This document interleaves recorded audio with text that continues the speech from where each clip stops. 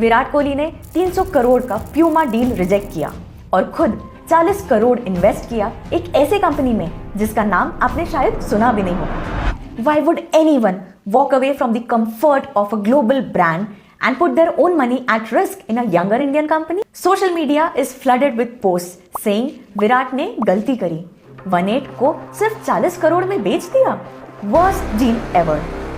अगले 15 मिनट में मैं आपको बताऊंगी क्यों ये डील इंडियन स्पोर्ट्स बिजनेस का एक पोटेंशियल गेम चेंजर बन सकता है। Hi, I am Garima Batra, a chartered accountant and a certified fraud examiner having worked across 20 plus industries, and I'm your guide to what's really happening behind the corporate headlines.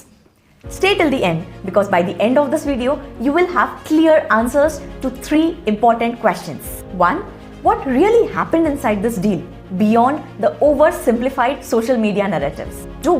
Virat Kohli's strategic play, the business model behind it, and why this deal makes commercial sense. And 3. Key lessons that the entrepreneurs and business owners can take away from this deal. Let's rewind. 18 started as Virat's lifestyle and athleisure label built in partnership with Puma India. It worked so well that 18 became a serious contributor to Puma India's sales. And you could see that 18 logo everywhere on shoes, caps, tees. Let's have a look at the timeline. 2017 में विराट कोहली ने Puma के साथ sign किया और इसी partnership के under 18 brand launch होता है एज अ कोलैबोरेशन। 2017 से 2024 के बीच 18 ब्रांड प्यूमा के साथ कंसिस्टेंटली ग्रो करता है।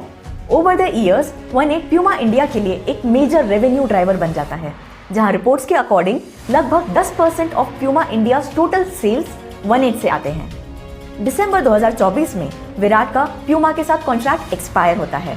मार्केट रिपोर्ट्स ये इंडिकेट करते हैं कि प्यूमा ने कॉन्ट्रैक्ट रिन्यूअल के लिए अराउंड 300 करोड़ का ऑफर दिया था। उसके बाद दिसंबर 2025 में विराट एजिलिटास स्पोर्ट्स के साथ पार्टनरशिप अनाउंस करते हैं। इस डील के अंडर 18 ब्रांड प्यूमा से एग्जिट करके एजिलिटास स्पोर्ट्स को ट्रांसफर हो जाता है। साथ ही विराट एजिलिटास स्पोर्ट्स में 40 करोड़ रुपए का इन्वेस्टमेंट भी करते हैं। Now let me show you what exactly changed between the old model and the new model. Puma's model from 2017 to 2024 worked like this. Virat was the brand ambassador and a creative collaborator. Puma owned the manufacturing, they owned the distribution, and they owned the profits. 18 was a co-created product line under the Puma's umbrella. Virat's earnings came from the endorsement fee plus royalty on 18 sales. It was an 8-year deal worth approximately 110 crores. And Virat's risks? 0. It was a fixed income regardless of how 18 performs. ये एक classic endorsement model था with the royalty structure. Safe है, predictable है और 0 risk है। विराट अपना नाम और फेस दे रहे हैं और प्यूमा बाकी सब कुछ हैंडल कर रहा है, मैन्युफैक्चरिंग से लेकर रिटेल तक। तो फिर इसमें प्रॉब्लम क्या थी? Virat was operating with not an owners mindset.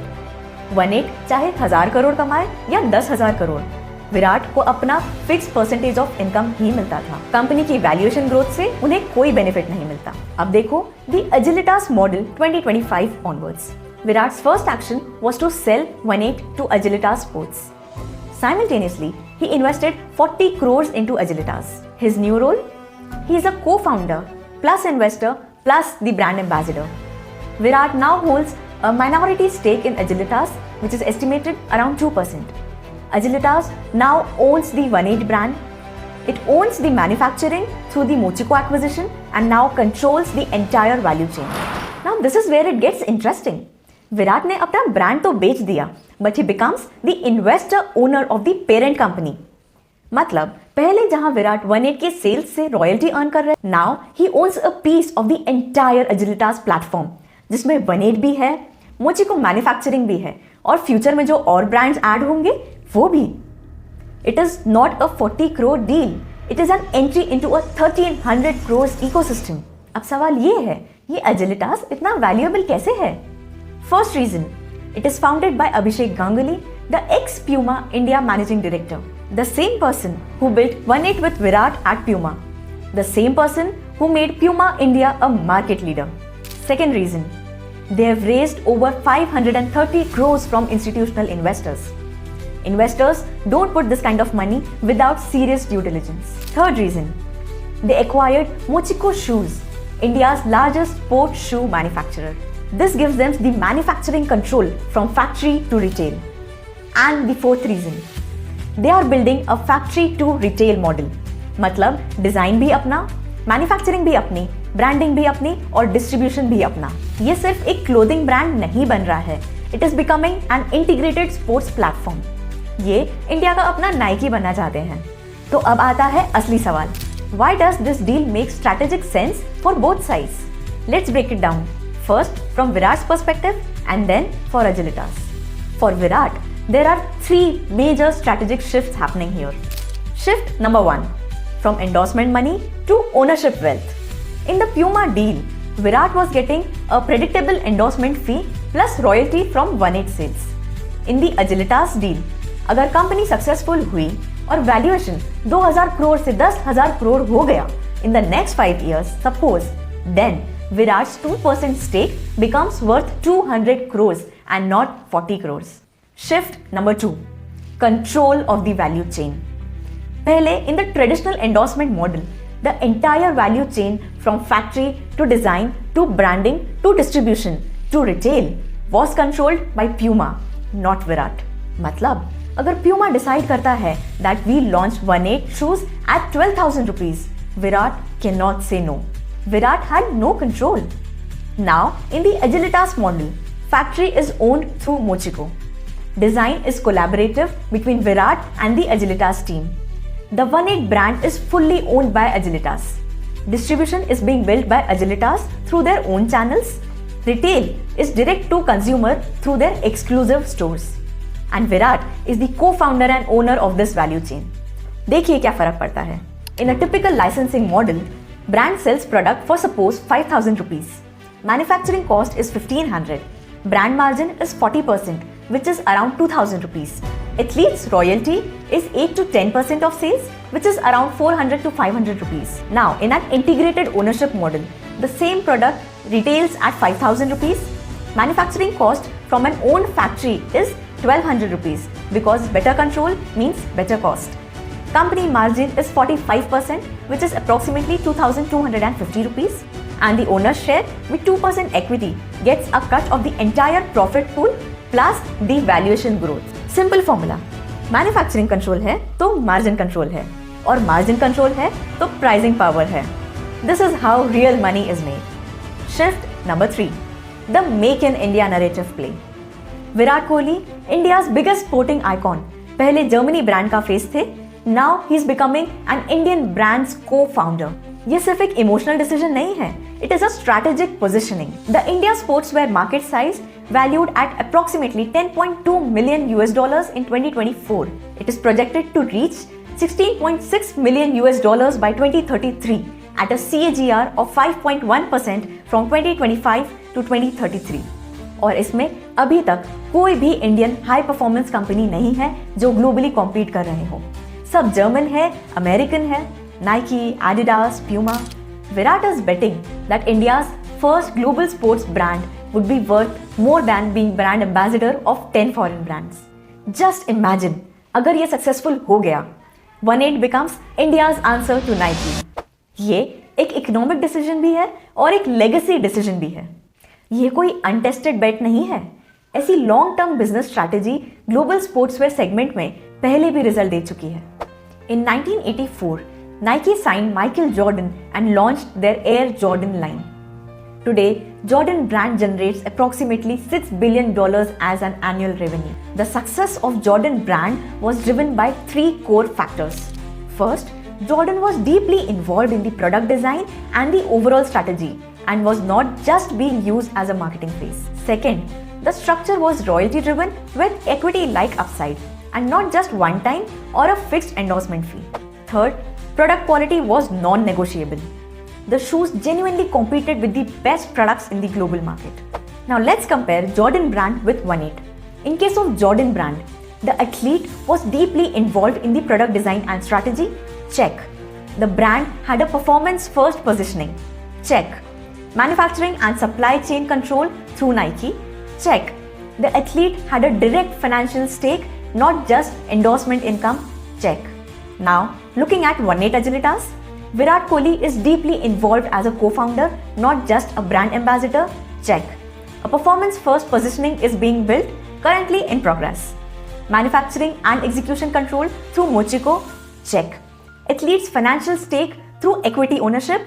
Check. Obviously, scale में फर्क है, but ये structure exactly Jordan brand जैसा ही है. If the execution is right, if the product is world class, and if Virat stays post-retirement, 1-8 could be India's Jordan brand, and that is 10,000 crores plus opportunity. Now let's look at the other side. What is Agilitas getting from this deal?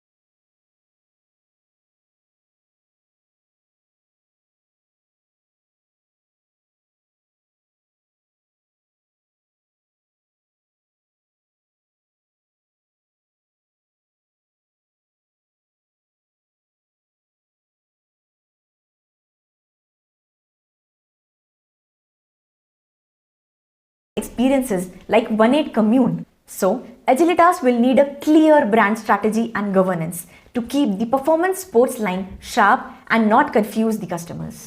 अब आते हैं सबसे important part पर. ये deal आपको 3 powerful business lessons सिखा सकती है. 1. There is a time to move from taking fees to taking equity. When you believe in the platform and are willing to share the risk and reward, just like Virat is doing with Agilitas. 2. Choosing partner matters. The leadership at Agilitas had already worked with Virat and 1-8 successfully at Puma. So the trust and execution history are strong foundations here. 3. Controlling more of the value chain can create better economics, but only if the company can handle complexity and keep product quality and brand focus under tight control. If this analysis helped you understand the business behind the story, like the video, subscribe to the channel and share this with someone who wants depth and not just the headlines. I'll see you in the next interesting breakdown.